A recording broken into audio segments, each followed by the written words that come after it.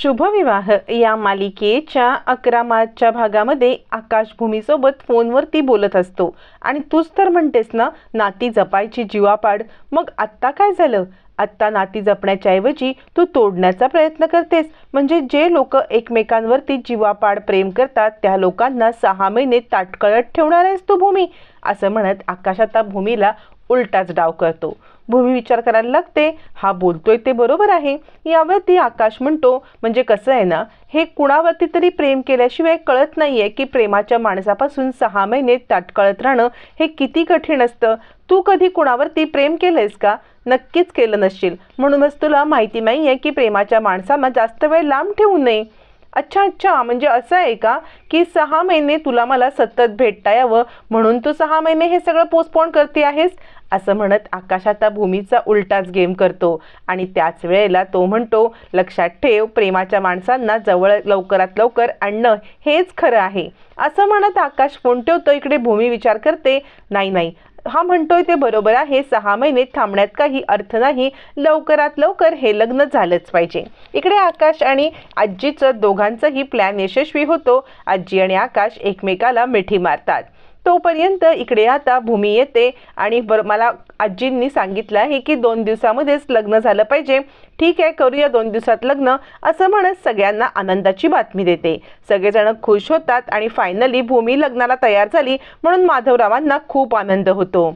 त्याच वेळेला मात्र आता माधवराव म्हणतात, बरं झालं, चला सगळं काही ठीक झालं आहे, लग्नाची तयारी सागर संगीत सुरू करू.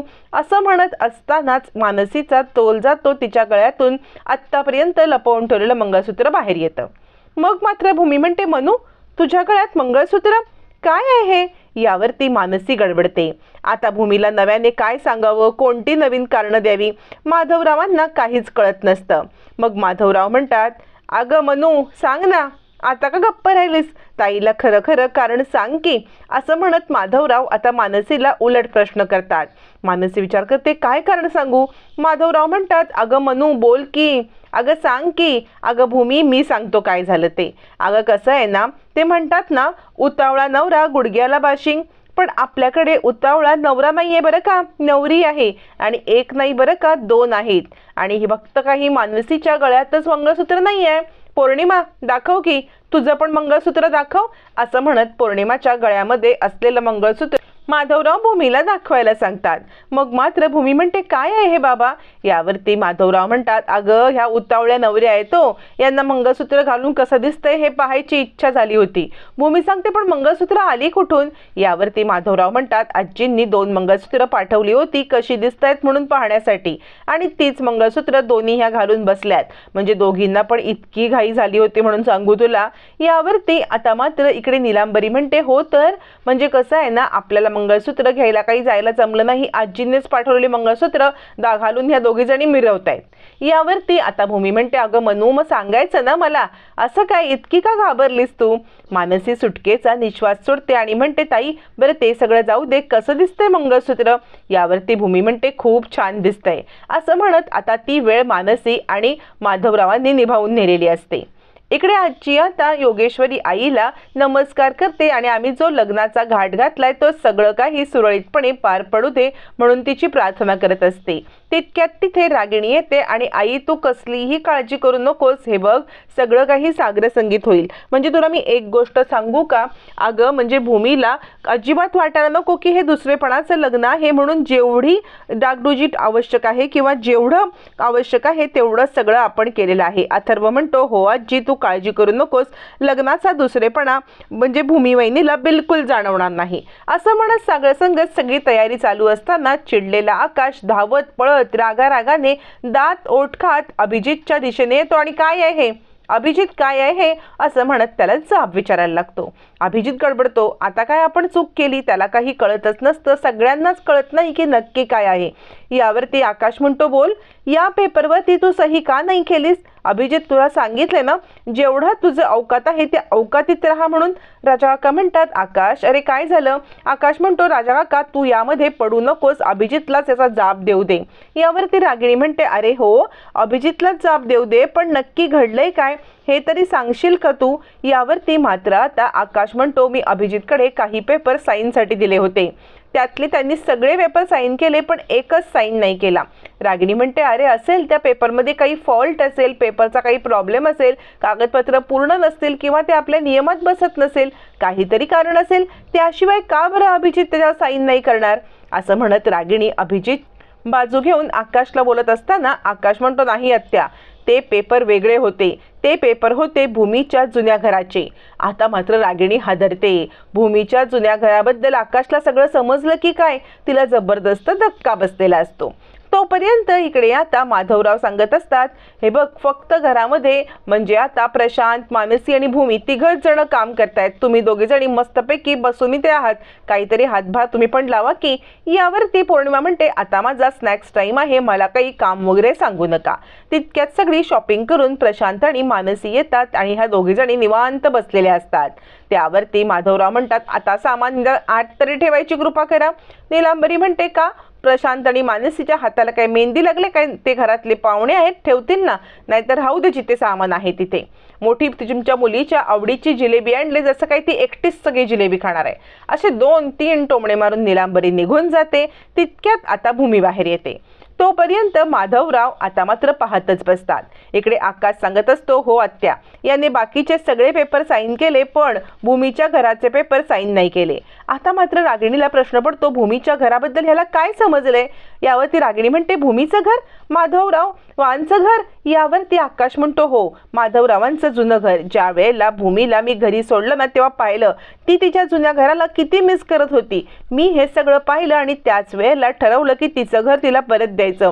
सगळी चौकशी केली असता मला समजलं होतं की तिचं घर कुणीतरी अवैधरित्या बळकावलेलं आहे आणि ते विकलं पण गेले दुसऱ्याला. मग मी महाजन प्रॉपर्टीमधून ते घर घ्यायचं ठरवलं, त्याला महाजनांचा बोर्ड पण लावलाय. पण त्याच वेळेला आता मात्र शेवटचं पेमेंट देणं बाकी होतं आणि त्याच पेमेंटचं कागद इकडे याच्याकडे गेला होता अभिजितकडे आणि त्याने तो साईन न करता पाठवला. का अभिजितला काय हिंमत झाली पेपर साईन न करता पाठवायची. अभिजित म्हणतो, अरे ते मोठं पेमेंट होतं ना, म्हणून मी म्हटलं सगळ्यांशी डिस्कस करून बोलूया. यावरती आकाश म्हणतो, एक लक्षात घे, पेमेंट आणि बाकी सगळ्या गोष्टी डिस्कस करणं हे तुझं काम नाहीये. हे फक्त माझं, आत्याचं आणि राजा काकाचं काम आहे आणि फायनल ऑथॉरिटी माझ्याकडे आहे. कदमांनी तुला सांगितलेलं ना की हायर प्रायोरिटीवरती हे सगळं करून घे, तरी सुद्धा तू स्वतःच म्हणणं खरं केलंस ना. एक लक्षात ठेव, यापुढे कोणत्याही गोष्टीमध्ये तुझं जे नसलेलं डोकं आहे ना, ते लावण्याचा बिलकुल प्रयत्न करू नकोस. मी जे सांगितले तेवढंच करत जा. ऑर्डर फॉलो करणं हेच तुझं काम आहे. कारण एक लक्षात ठेव, सर्व फायनल ऑथॉरिटी माझ्याकडे असणार आहे. असं म्हणत मात्र आता इकडे आकाशने अभिजितला चांगलाच दम दिलेला असतो. त्याची स्वतःची लायकी दाखवून दिलेली असते आणि फायनली तो अभिजितला म्हणतो, तू मला आणि भूमीला त्या बाबतीत कितीही काही करण्याचा प्रयत्न केलास ना, तरी सुद्धा भूमी आणि मी जे ठरवले तेच होणार. आम्ही दोघं जण एकत्र येणार. भूमीसाठी ती वास्तू मी खरेदी केलेली आहे, ती वास्तू तिच्यापर्यंत पोहोचणार. यामध्ये आडखाटी आणण्याचा किंवा तसं करण्याचा विचार जरी केलास ना, तरी गाठ माझ्याशी आहे. असं म्हणत आकाश अभिजितला उभा आडवा सगळ्यांच्या समोर शब्दांनी फोडून काढलेला असतो.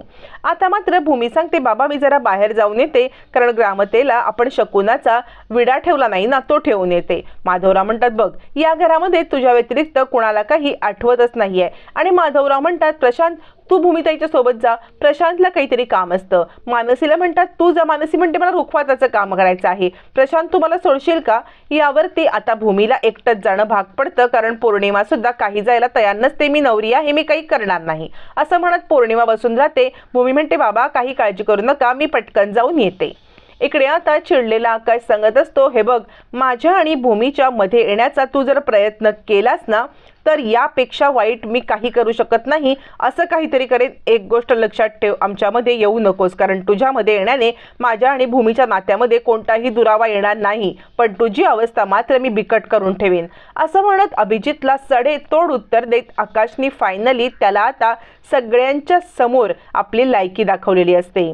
आजीला पण खूप राग येतो. अभिजितला हे करण्याची काय गरज होती असं आजी राजा काका दोघांनाही वाटत असलं तरी रागिणी विचार करते, ज्या प्रॉपर्टीसाठी महाजनांच्या तू इतकी धडपड करतोय, ज्या प्रॉपर्टीचा तू इतका माज करतोयस ना आकाश, ती प्रॉपर्टी तुला कशी लाभते हे मी बघते. असं म्हणत रागिणी कपटी विचार करत असते. तोंडावरती गोड आवाळत तिने आता आकाशचाच उलटा गेम करण्यासाठी आणि आकाशने हे जे केलेलं आहे त्याच्यावरती राग व्यक्त करण्यासाठी काहीतरी तिच्या डोक्यात प्लॅनिंग चालूच असतं.